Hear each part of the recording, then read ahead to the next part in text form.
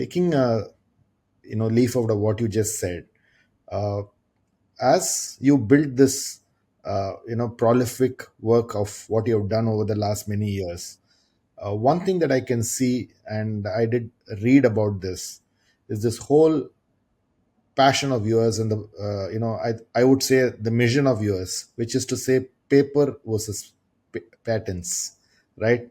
And that's something that I saw, something very very different from any academician that I would have actually come across in the research that I did.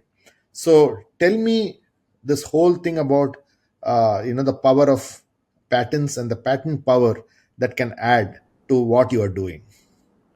Once again, a question that I think every youngster should really pay attention to, because each one of us is taught during our PhDs to publish, publish, and publish. No one is taught to patent, patent, and patent. When I came back to India, I had one person who I admired, and this person still works at MIT. He is the father of bioengineering, Professor Robert Langer.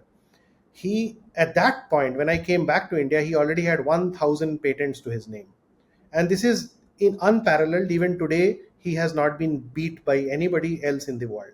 So I took that one leaf out of his book and said that if a person sitting in one of the best institutes in the world can file 1,000 patents, can I, sitting in the best institute in India, file at least half of that number over my career? And this is over a career spanning 40 years that Professor Langer has been working in this, in US, or maybe 50 years now. You will not believe me, but in 20 years we are already at a quarter of that number. So we've already filed about 250. And I keep saying to everybody, patents are what will make or break a technology in the future.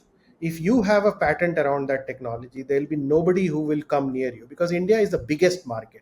We don't even need to go to US, we don't need to go to Europe. If I can stay in India and make a product for India, protect it in India, I think that's the way to go for the future. I do not even want a product of mine to be sold in the US or the Europe. I'm not even propagating for that. If it happens, very good. If it does not happen, I'm happy that it could make a difference for India. But if you want to do that, you have to teach your students to first file the patent and then publish a paper. Now, I'll give you an example. If I have filed 250, I have also published 250. In fact, more than that. So maybe 300 publications vis-a-vis 250 patents.